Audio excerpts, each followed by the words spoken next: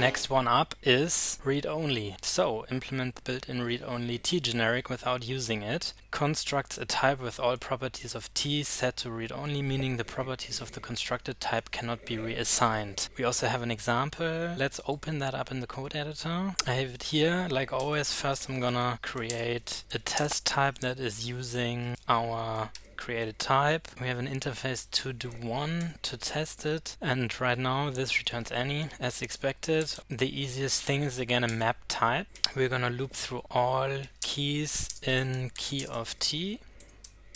If we index into T with key, then we get the normal object, so test should be equal to 2 to 1.